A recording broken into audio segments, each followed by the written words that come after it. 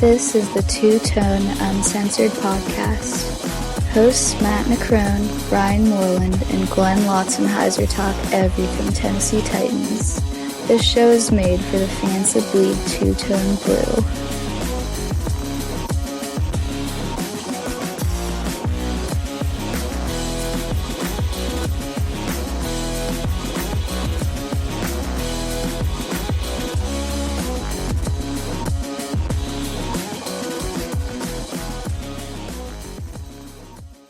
This is Justin Hartwig, and you're listening to Two-Tone Uncensored. Welcome to Two-Tone Uncensored. I am your host, Glenn Lotzenheiser. With me tonight is Ryan, the man you caught fucking on your couch, Moreland. How are you doing tonight, Ryan? I'm doing pretty good. Relaxed? Yeah, I'm doing really relaxed. My girlfriend not so much, but I'm doing all right. Yeah, and Matt's not with us tonight. He's still out trying to pretend he's cool with what happened, but we know he's considering pouring bleach into his eyes right now. Poor Matt. Poor Matt. All right, I'm going to go ahead and let Ryan take over for the mailbag segment here. Then we'll get into the news and talk a little football. All right, the mailbag. You guys sent in some great questions this week, so let's jump right into them. First one here from Logan Gillespie.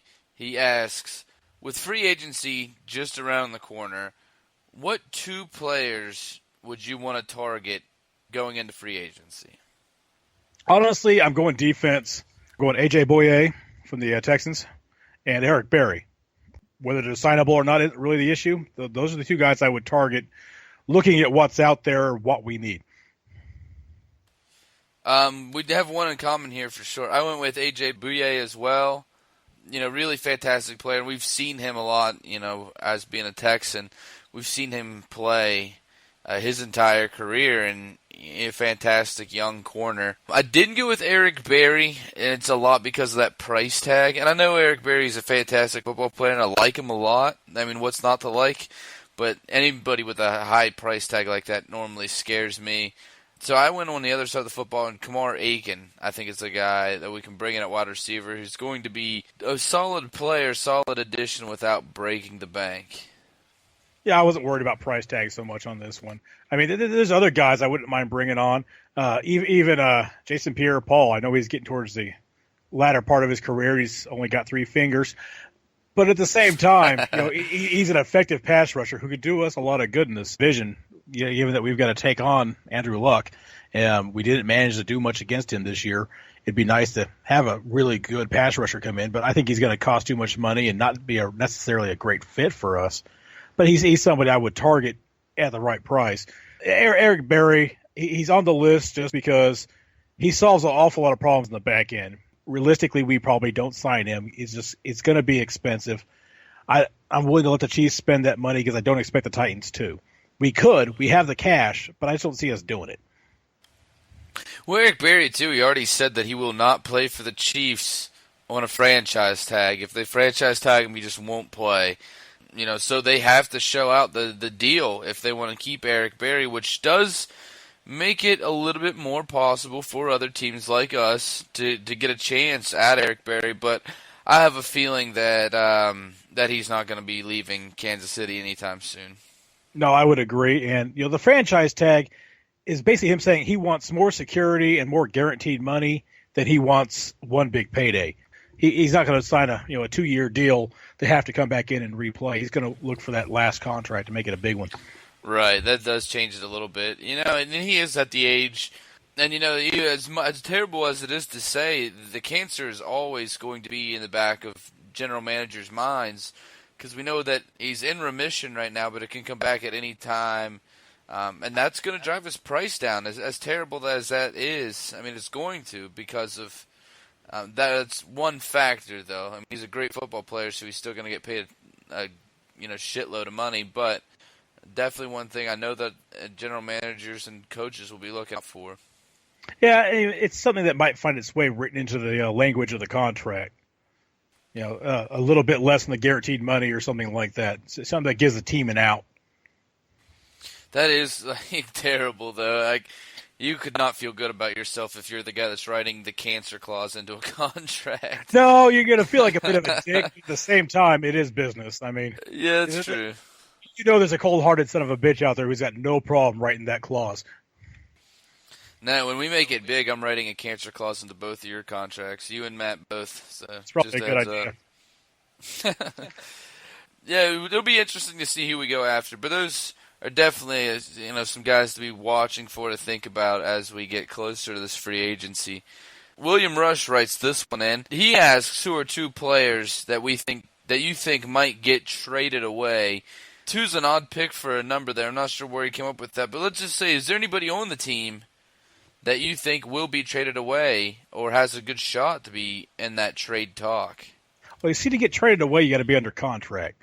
A guy like McCourty, it could possibly trade away because he's at the point where his value against his contract is less than what you would be looking for, but it also makes him really hard to trade.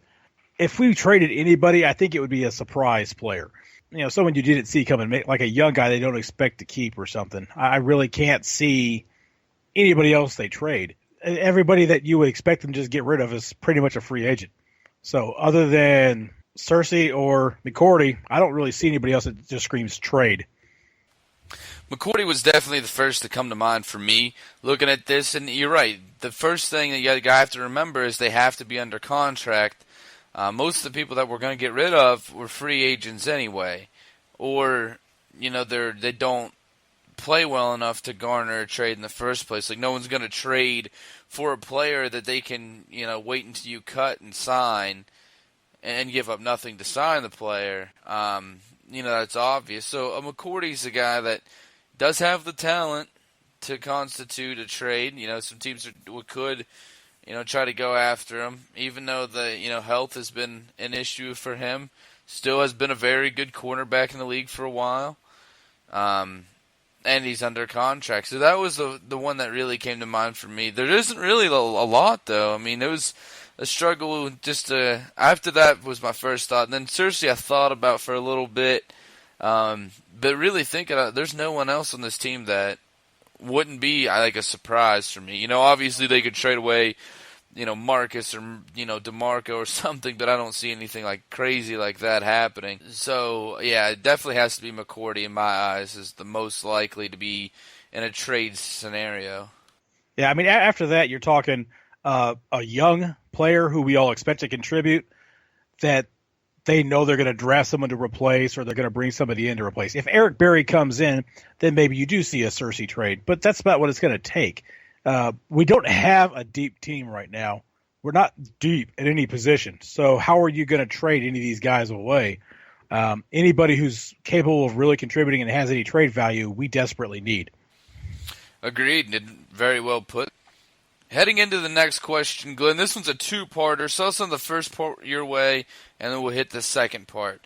The first one, bringing up a guy that we just talked about, Eric Berry. How do you feel about Eric Berry? Specifically, do you think he is worth the price that his recent play will command in free agency? I feel Eric Berry is one of the top 2 or 3 safeties in the league. He's a playmaker. He's a leader. He's emotional, but he's under control. He's a smart player. There's you can't run out of positive things to say about the guy. The negative being possible of a cancer remission. But other than that, he's a fantastic player. I think he's worth the money he's going to get. But the team has to be willing to pony that up. This is a team that was, we're going to build through the draft. We're going to sprinkle in a veteran here or there to fill in gaps and mentor young players. So if we brought an Eric Berry in, that could be there to help buy it out. He could be the leader of the secondary that McCourty's not going to be next year.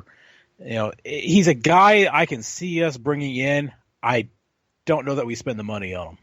He's going to be expensive. And I said earlier that does make me worried a little bit, like a guy that's going to be that expensive. But it would be anybody that's going to garner that kind of price tag makes you nervous. And just if you've been watching football and you should have a little bit of cautiousness going into any signing of a big name player because we've seen it go downhill. I mean, look how good, for instance, for Titans fans, look how amazing Albert Haynesworth was for us.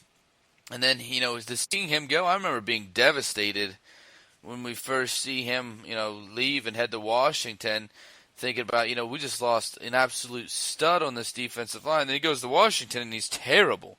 I mean, the rest of his career is just bad, and that's why you never know. And they spent, was it $92 million to bring him in? I mean, you just never know. And I don't think Eric Berry's that guy.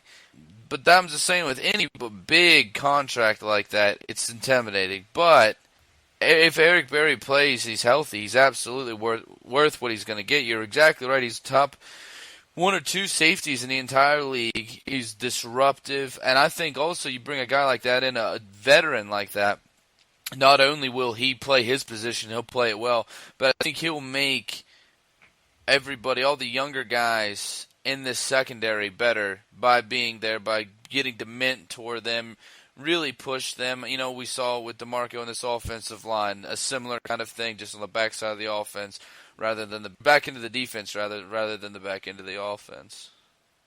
Yeah, the biggest thing, like with the Hansworth deal, it's all about fit.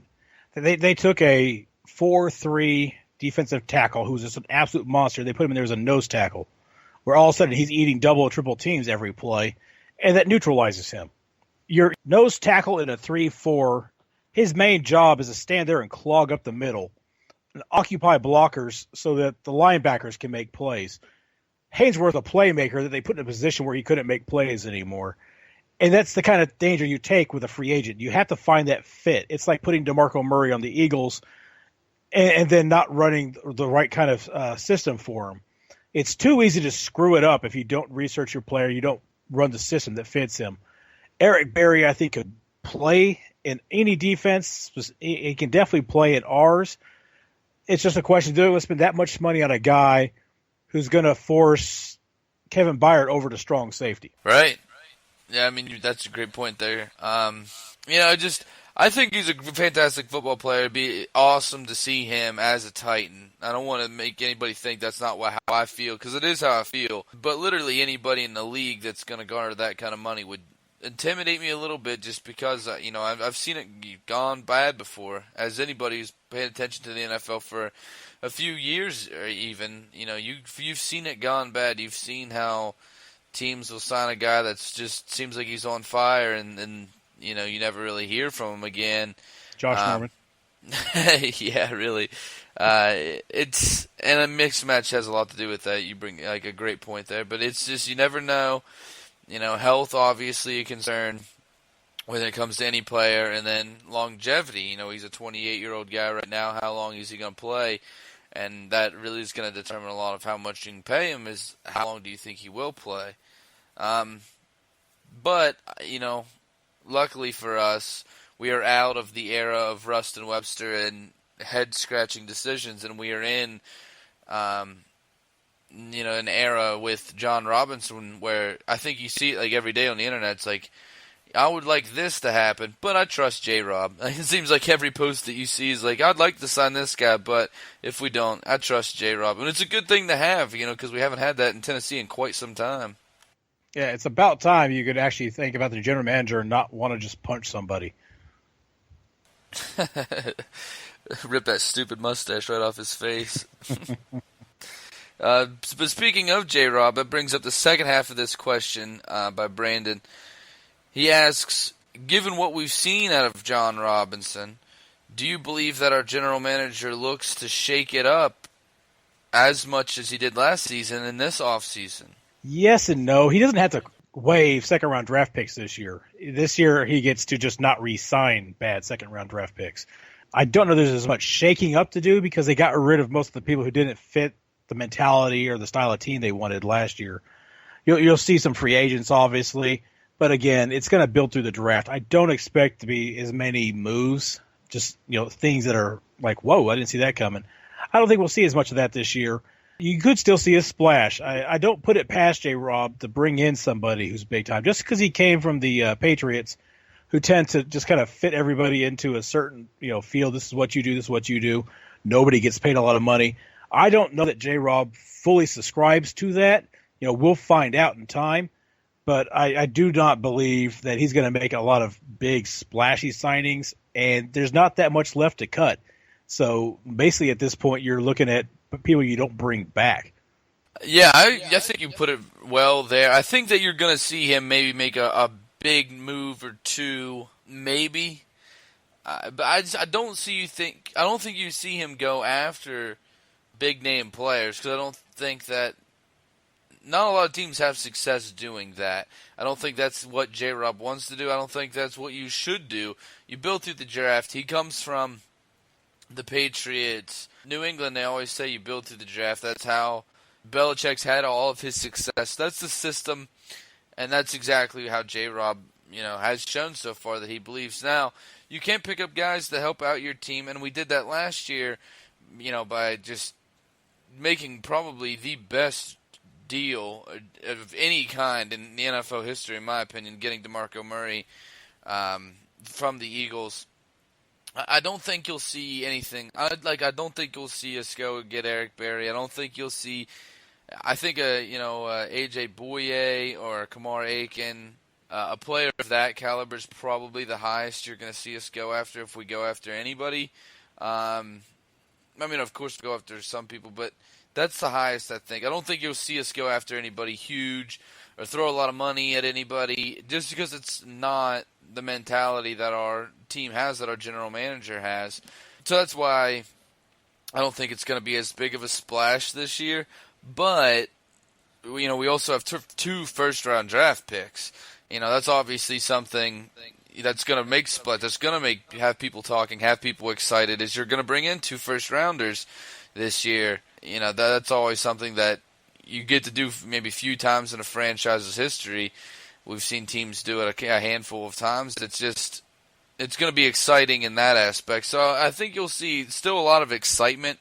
But as for shaking things up, I just don't think you're going to see it as much this year. We have more of a core built for this team and less of a need to go out and get, splashy kind of players. Yeah, and as you look through the list of free agents, like the impact free agent list, there's just not that much out there this year. It's not a great free agent list. I'm kind of going down through here. Most of these guys are old at the end of their career, or they never really built up to much.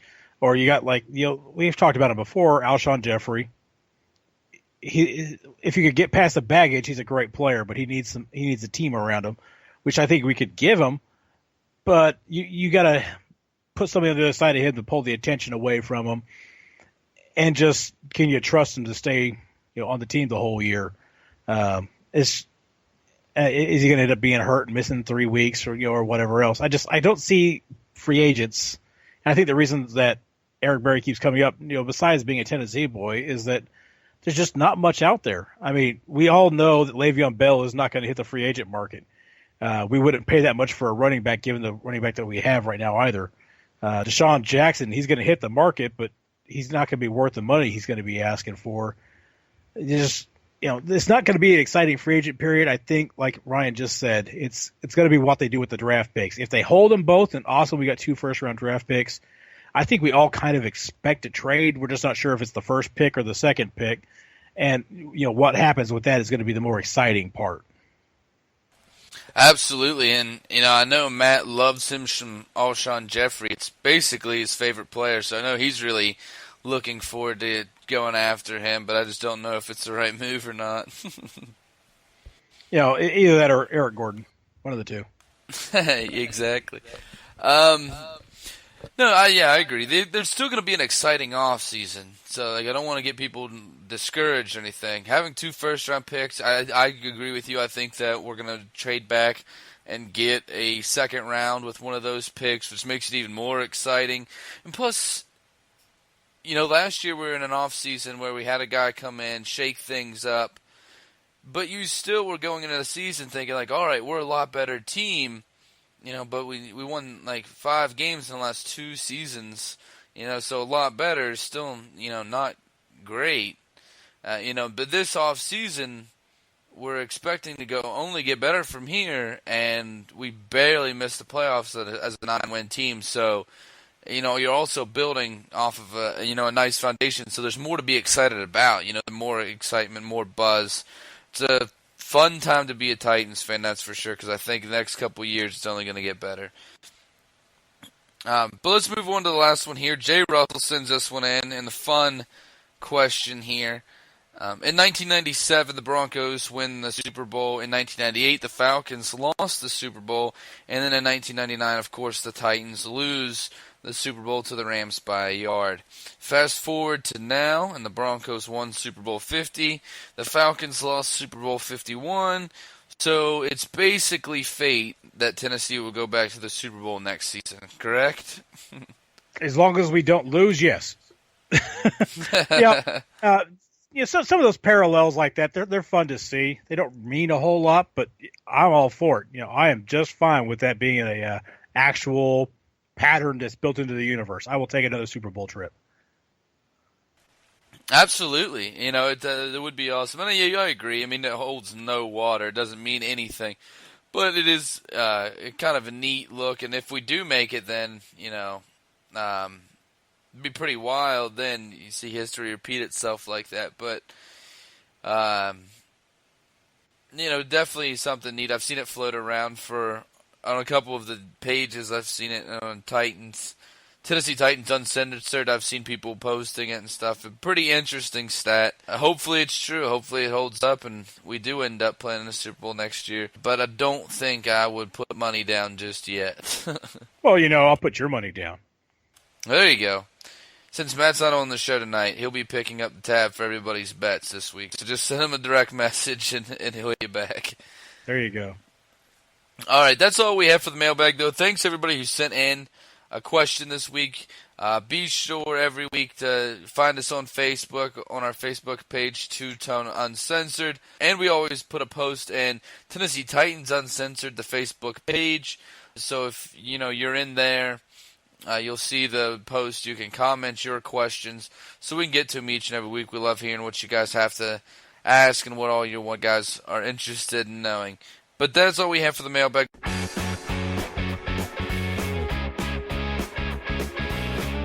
Hey guys, you've heard us talk about Hang 10 Apparel before on the show, and if you haven't checked them out, then you're truly missing out. Hang 10 is the one place to find unique Titans gear that you will not find anywhere else. Whether it's a Maragota hoodie, a Mahalo Etch a Boy t-shirt, or Mike Keith's Music City Miracle Call on a sweater. There are no flags on the field! It's a miracle! The only place to find it is Hang 10. Just go to hangtn.com to find all this great gear. And while you're there, don't forget to use our promo code TwoTone to get 10% off any purchase. That's hangtn.com, the official Titan shop of Two Tone Uncensored. Tighten up.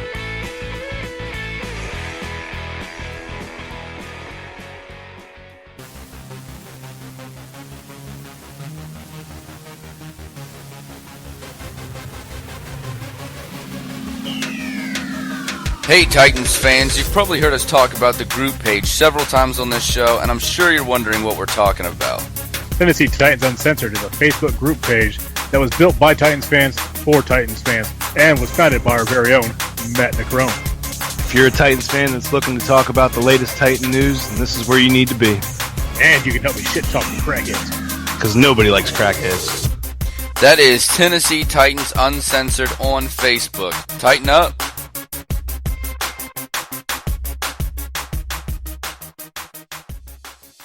Let's head into the news. And so, Glenn, what do you have for us this week? Well, the Super Bowl was a bore fest. No one really enjoyed it. Most people turned it off about the third quarter and missed the greatest comeback of all time. So there is that. But going off of the Super Bowl, which I'm sure we'll talk about a little bit later on, the 49ers went ahead and made Kyle Shanahan their official head coach. We all watched as the Falcons put down an epic choke job in the third and fourth quarter of the Super Bowl. Is this still a good hire?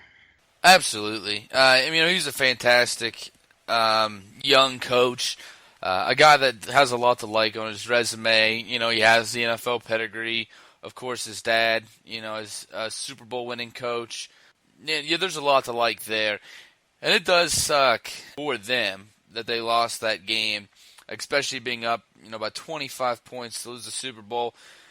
But this Patriots defense was a pretty solid defense, and they had to get up by 25 points, which was Shanahan's doing. And, the week before that, embarrassed the Packers. And just this season, they've been obviously, the best offense in football, and you've shown it week in and week out. He really deserves to get a shot at a head coaching job, and I still think it's a really good hire for them, even though they blew a pretty outstanding lead.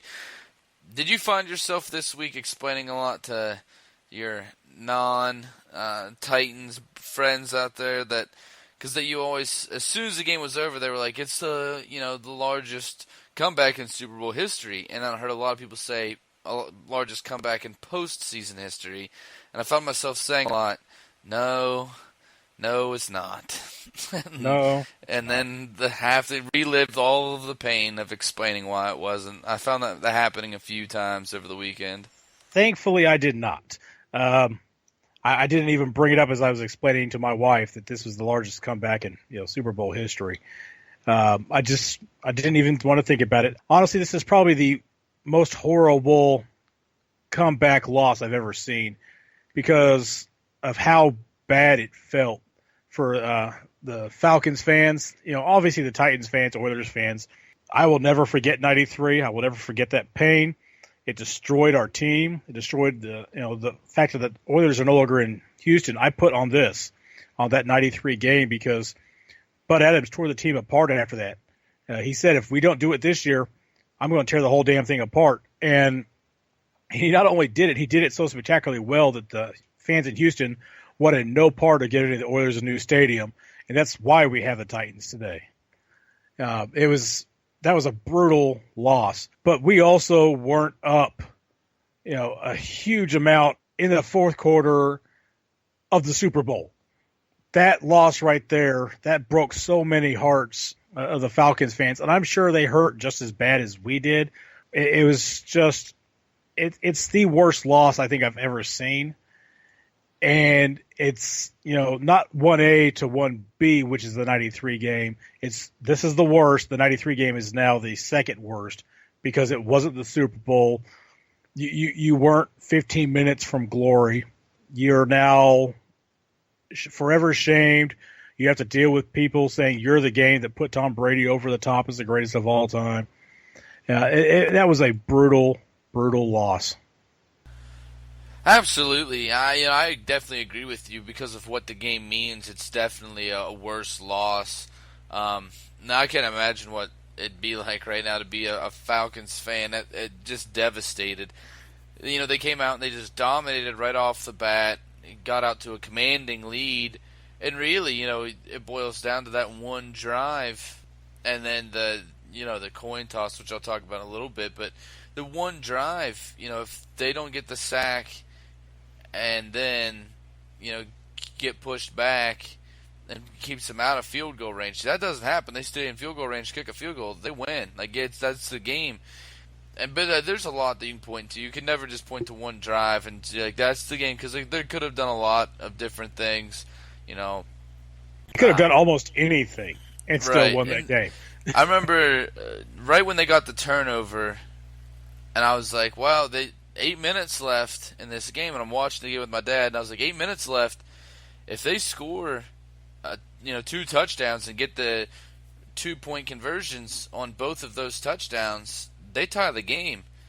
And my dad just looked at me and goes, yeah, but they're not going to do that. That almost never happened. And then, of course, we watch it a lot, play out on live TV. I told, my girlfriend kind of, she understands football, but just how crazy this comeback was and how monumentous, it really is and stuff. And I was like, if someone wrote this as a screenplay for a football movie, it would get sent back and be like, no, you got to make it realistic. That's how unreal this comeback was. And, fantastic comeback too, because me and you were on those message each other back and forth talking about how boring the game was, and then all of a sudden, we're watching one of the most exciting, if not the most exciting Super Bowl I've ever seen. The pretty awesome the way it ended up for everybody not a Falcons fan, because you got to either watch your team win or watch great football for everybody who's not a Patriot fan. But the one thing I wanted to talk to you about is, real quick, we can bring it up. After watching that last night, or the other night, they flipped the coin and the overtime. Of course, the Patriots get it, just drive down the field, score a touchdown. Do you think that this is another call that the NFL needs to adjust the overtime rules? No. The fact that they made it so you can't win by a field goal on the first drive anymore, that was good enough for me. It doesn't have to be like college. I like that if you go down the field, you score a touchdown, you can still win the game. If the Falcons had gone to the field and scored the touchdown, there'd be a lot fewer people questioning whether we should be changing the rule or not. Just everybody hates the Patriots except for the Patriots fans, largely because they win too damn much. The fact that they won again off of that rule, it doesn't really bother people throughout the season or anything else until it's the Patriots winning the game because of it. I'm just fine with the rules. I like them. As long as you can't win by a field goal without the other team getting a chance to possess the ball, I'm okay. I'm a little bit different, and it's not just Patriot hate. I say it all the time because I think that overtime in college football is not only more fair but far more interesting. Overall, just a much, much better system, in my eyes at least. And that's, for me, that's why I think it should be changed. This was just another example for me, of an opinion that I already had. Just another example to throw on top of it as why it should happen. But, it's still, you can still bring up the point that, they did win the toss, but Atlanta's defense could have come out and stopped them there, and that would have been, a different football game. It's not like you win it's not like there's points that go on the board as soon as the coin hits the ground. The team still has to go out there and drive down the field and score. And Atlanta had a chance to stop them from doing that, and obviously, absolutely could not stop them. So it's still a fair outcome. I'm not questioning the outcome. If you watch that game go into a college football like overtime last night, I just think as good as a game as it was, and it was a fantastic game, it would have amped it up to a new height. Like, it would have been unbelievable to watch. Yeah, I don't think the outcome would have been any different. To me, it looked like the Falcons were just exhausted on defense. They almost didn't get off the field the entire game. The Falcons, for all the points they scored, they did it really fast. They did it off of turnovers. Their defense played a lot. Yeah, I don't think it changes the outcome. And you could definitely see momentum was all on New England's side. New England definitely looked a lot more fresh, as you were saying, and more prepared, more ready. I mean, it just seemed overall like they wanted to be out there in that field at that point, and there's like the exact opposite seemed to be true for their opponents. And the Falcons just looked dead. They looked disinterested. It just didn't seem like. That definitely seemed like a different team first half to second half. And you could say that about both squads, really. Yeah, definitely. It's one of the facts of life. If part of your team gets worn down, you can see it coming, and you're just praying the clock runs out before you get there, and your offense keeps going up there and just not doing anything. I think the whole Falcons bench, about midway through that fourth quarter, were like, what the fuck is happening to us right now? Like, are we actually going to lose this game this way? And no one really believed it, but they were getting frustrated. They could see it coming. We've all seen the damn movies. We watched Bobby Boucher come back at halftime and win the Bourbon Bowl. We've seen this happen. So the fact that they didn't roll out Gronk and win the game with them, it doesn't change the fact that everybody could see it happening. And I really think the Falcons players saw it coming and just couldn't figure out a way to make it work where they could not lose that game at that point. How much of this loss for the Falcons do you blame on conservative play calling in the second half? Oh, man, I don't know that I place a lot of it on that. I don't think it was a play calling failure. I think that the weight of the moment caught up with them, and they were coming down off their high. They gave a lot, early on to build up that lead.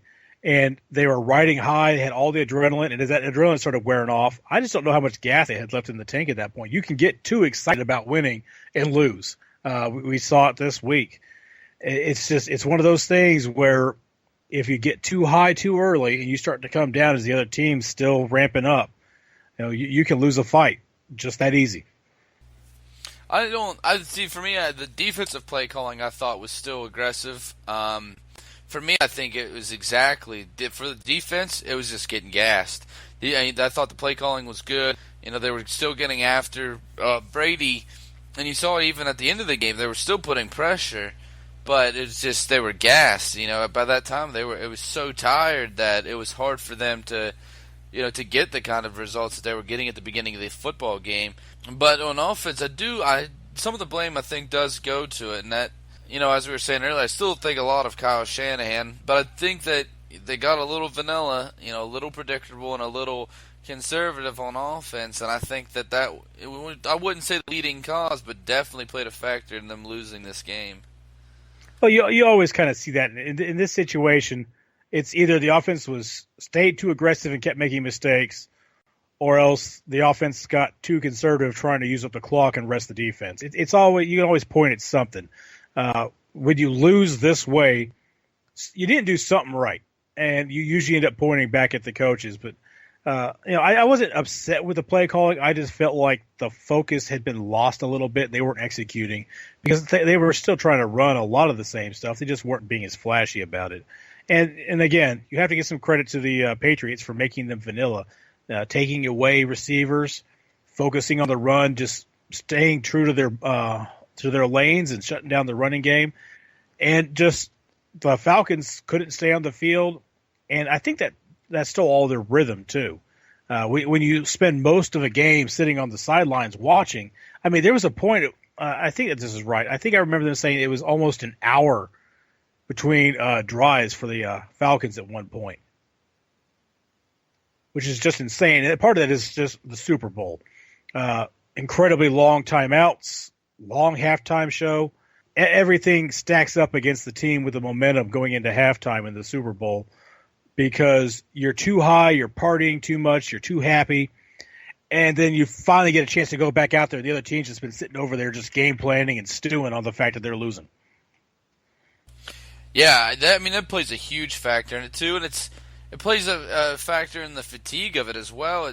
It's hard to stay loose and stay warm on those long breaks, long timeouts, long halftime, like you said, of course, with the halftime shows. But it's also, not only is it's hard getting cold and warming back up, hard on your body, but holding momentum. And as we saw, it was definitely two different teams, that we saw, and momentum definitely shifted. And it has to do with that. It's hard to keep momentum going when you have that long break, when you're sitting in the locker room at halftime for 40 minutes. That it takes a huge impact on, carrying that momentum over. And, you saw an Atlanta Falcons team that went from super jacked and pumped up for this game to, they're kind of like, oh, okay, we'll play the rest of this football game. And, you saw kind of almost the opposite with the Patriots. And, it's a long game. I don't think a lot of people think about that, how much different it is from a normal game, from a championship game even. It's, the Super Bowl's a long game, and to carry that momentum, make sure you're not fatigued. It's a totally different animal than any other game that you play throughout the year. And also the fact that there's, the timeouts happen almost middle of your drive. They don't care. Whereas the rest of the time, they kind of wait till there's a lull in play, and then they go to a timeout. In the Super Bowl, it's all about making money for the league. Absolutely. Timeouts are happening, the shows are happening, the commercials are happening. The game is almost secondary to the NFL.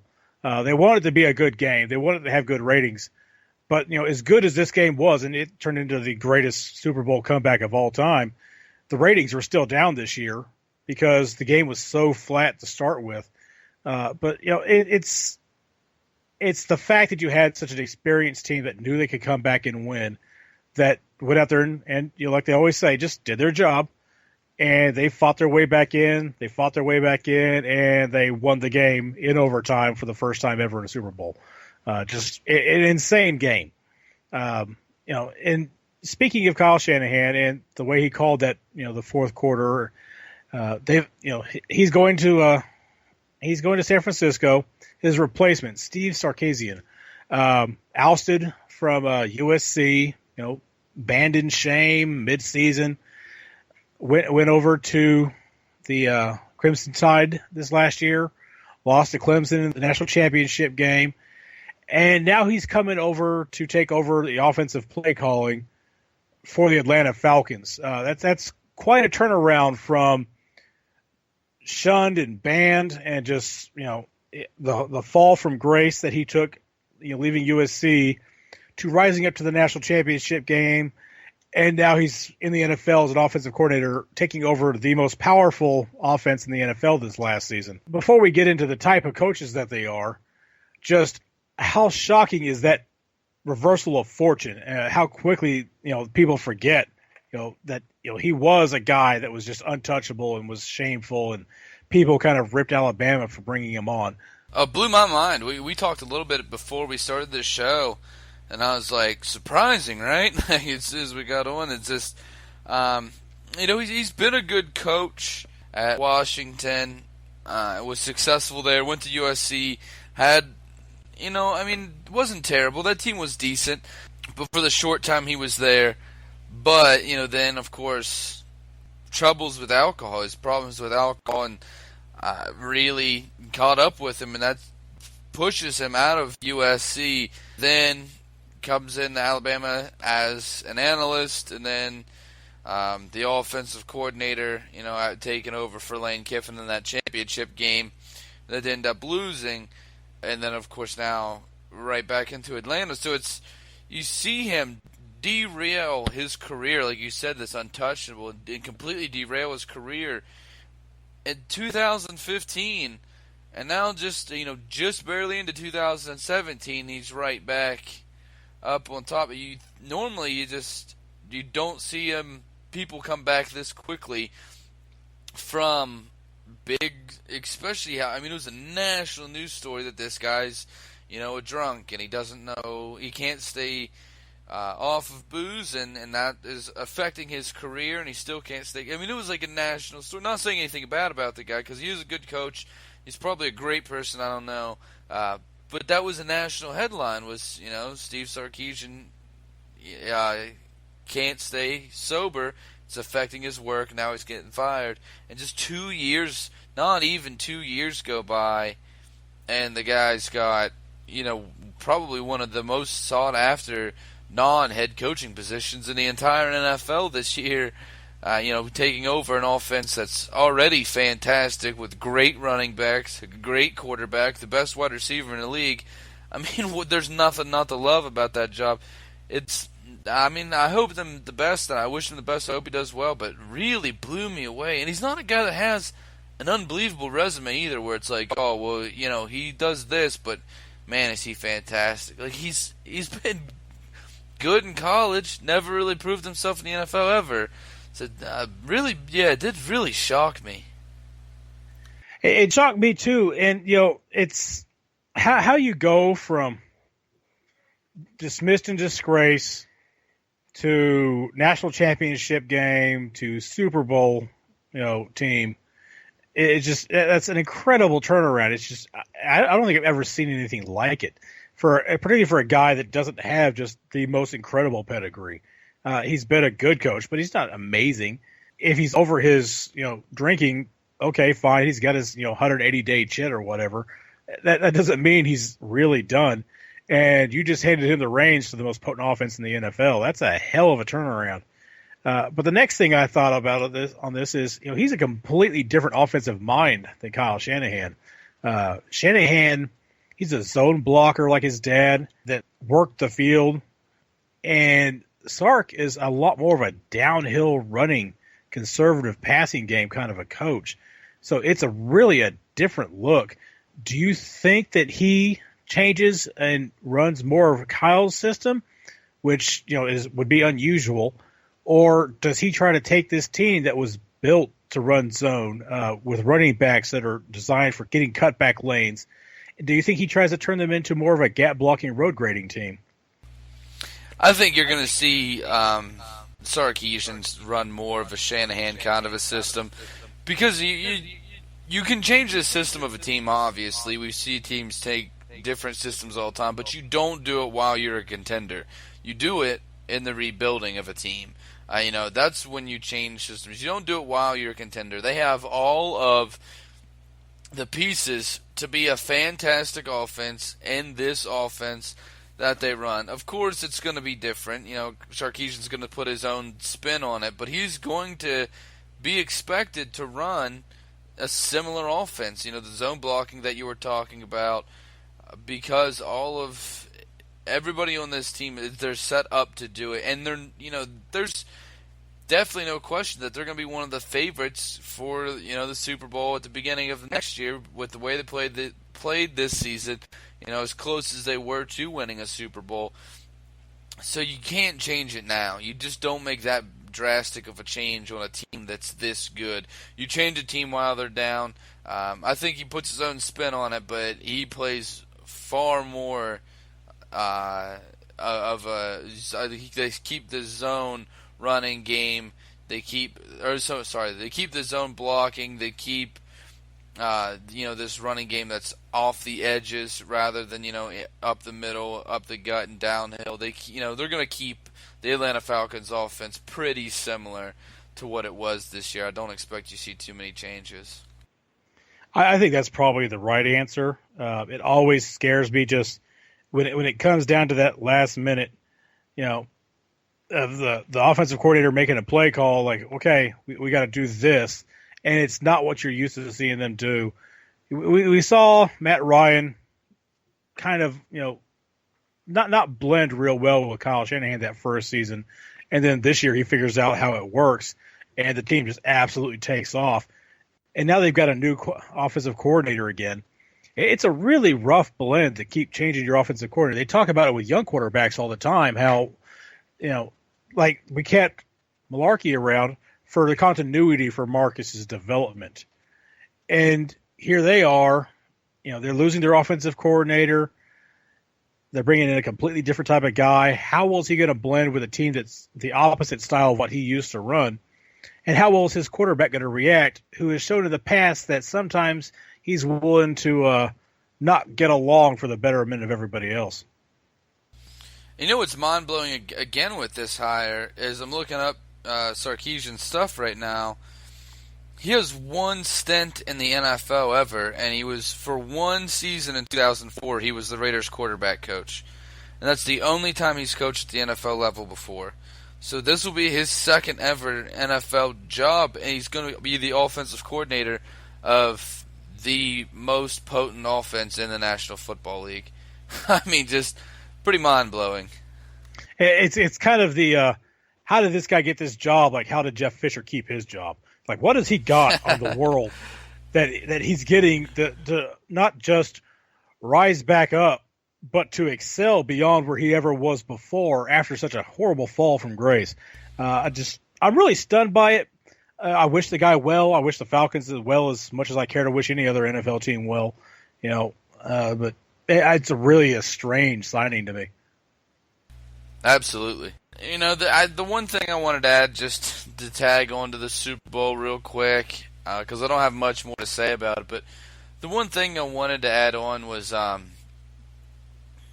just how impressive it is. As much as I hate the Patriots, just how impressive it is that, to get to 7, to win 5 as a player, as a coach. I hope we're one day at that point. I hope we get there, but it's unbelievable. I think Belichick right now is the unquestioned best coach of all time. I think Brady's the best quarterback of all time now, and hard to question those. So just credit where credit's due. But hopefully Brady only holds that title for a little bit, and a certain Hawaiian takes it from him here in a few years. That would be nice to see. To your point, leading up into the game, Brady did not test the downfield passes very much. I think he threw maybe 2 or 3 that were deeper than 20 yards. Until late in the fourth quarter, they weren't trying to go anywhere with that ball. But you can't deny that in a time when we thought dynasties were over, no more dynasties, free agency's in play now. There's a salary cap. To think that all of a sudden, we have the most dominant dynasty we've ever seen, it speaks a lot about, the Patriot way, about their coach, about their quarterback. They're an amazing team. You have to give them credit, and we can all hope that, we enter the conversation with them, during Marcus's career. Absolutely. I was talking about it with a couple of friends of mine who are Patriots fans, and it's just not only is this, it's a great dynasty that we have, but this dynasty's lasted, like 14 years, 15 years now. Most dynasties you see, like, they won 3 out of 4. They won, 3 out of 3 maybe, something like that. In different sports we've seen 4, maybe like 4 out of 8, 4 out of 6, something like that. But to be on top and be a competitor, a true contender every year for 14, 15 years, whatever it's been now, is just, it's just unbelievable. It's been 15 years from their first Super Bowl win with Tom Brady to now their 5th, and they've been a contender every single year in between there. Even the year that Tom Brady missed the whole season in 2007, I believe it was, they were still a contender. So just completely mind-blowing to be able to pull that off, especially in the age of free agency. Something just came up here that I just saw. The Steelers released Justin Gilbert today. He was a 8th overall in 2014. A fantastically talented player. So, some of the comments I've seen that, he's burned out or he doesn't really care about football. But is that a guy that you look at as possibly bringing in? I don't know, man. My first reaction was like, I don't want him. Initial reaction, just because lately he hasn't been playing well. I've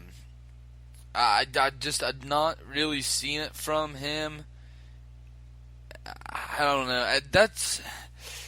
And then what's he going to demand too? Is if he's coming in humble and hungry and willing to take, that, I'd be even to give him a really decent contract, but it's all incentives. I would be okay with that. I would be in love with that idea. But if we can get him for really cheap or a super incentivized contract, then I'm for it. But if you can't get him at that low price point, then it's just really not worth it. Because I just think he hasn't really proven to me a whole lot since he entered the league. And this last season, he did not look good. No, but he's got the physical ability. He ran a 4.37 40. He played well enough to be a high draft pick. I watched him play in college. I wasn't terribly impressed with him even then. I thought that he was as much a product of the fact that the teams were throwing the ball his direction more than they should be than anything else. But at the same time, I'd be willing to give the guy a shot. He's a ex-Pittsburgh player, so that's going to get LeBeau hard. It's hard to say, what his real problem is. The fact that the Steelers were willing to cut him loose on his rookie contract and eat dead money, it's really a damning thing. It's one of those things where, you know what, we'll just take the salary cap hit just to not have you around our football team anymore. Whether he learned something from that or not, I don't know. Maybe, we bring him in here and he ends up getting cut in the preseason with us. But he's a guy that the physical ability and his ability as a return man definitely piques my interest. Did you see what Joe Thomas had to say about it? Yeah, that's what I was saying. They're questioning whether or not he even likes playing football. Yeah, his direct quote was, "If you don't like football, it doesn't matter how talented you are. Your star will burn out quick." Talking about to Gilbert, and he's had a little bit of trouble in the past. He had the suspension. Like me and you both said, if we can get him at a good price point or a really incentivized contract, it'd be worth bringing him in. We have to take some chances, I think, every now and again, especially in places of weakness. Because if it works out, say we draft somebody and Gilbert ends up turning out, then there it is. We have a fantastic secondary, and we're just going to start making Super Bowl pushes. And if it doesn't, Didn't cost you that much. Get rid of him. You still have other guys there that can come in and do this. Every now and then, you got to take a risk in order to be a really good football team, and that one's a pretty calculated risk if you can get them down to a certain amount of money. Yeah, it would definitely be a Patriots move to take a guy that's, or a Patriots or the old times Raiders for that matter. Take the guy who's been ostracized, kicked out that nobody wants, and bring him in, make him feel proud again, and put him to work and go win with him. And like you said, if he came in and he worked out, that would be awesome. If we just made him a return man, I'd be okay with it at the right price. It's the kind of flyer that you have to take if you're going to risk paying somebody an incentive-laden contract to come in and prove themselves. I'd rather do it with somebody young. He's 25. He's blazingly fast. He hasn't been beat up in the NFL.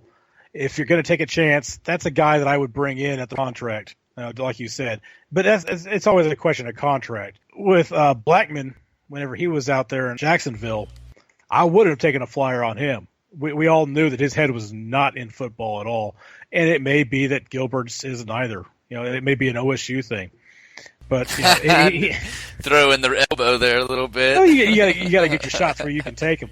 They have a tendency to produce really capable players who just don't give a fuck. It's good enough to win you a few games in college, but not quite get a conference championship. So ouch. But anyway, yeah, he's a guy that having just now seen that I would be interested in bringing in as well. If you're not looking at the Eric Berry price tag, then that's a guy that you take a chance on, and if he doesn't work out, you cut him later. No big deal. Absolutely. Take a flyer on him on a 1-year deal. But it depends on what he thinks he's worth. That's the problem in the NFL is not what he's worth or, what price he could command. It's what he thinks he's worth that normally stops deals from getting made a lot of times. And especially in the free agency where it's so player-friendly, where you see guys that are average players end up getting paid, top level, top dollar in the NFL at their position. You see it constantly because it's, free agency is definitely player friendly. But that's about all we have for the show. Don't forget, still running the promotion with Hang 10 Apparel. If you go into their site, hangtn.com, they have some really great stuff, Titans gear that it's one of a kind. You can only find on their website. Use the promo code 2TONE in all capitals, one word, 2TONE, to save 10% off of any purchase from their store. They sell some really great stuff, man. I have a sweatshirt from them that has Mike Keith's "There are no flags on the field, it's a miracle" across the sweatshirt. I have a Mari Goda t-shirt that I got from them. They do have some really great stuff, so definitely check it out. We'll be back next week. We're getting more into, in the off-season stuff. We're going to get definitely more draft-oriented and get into more stuff here. We threw out a short show this week, but we promise there's definitely more coming down the pipe. Absolutely. And with that, we'll say good night and tighten up. Tighten up! Podbean. I do.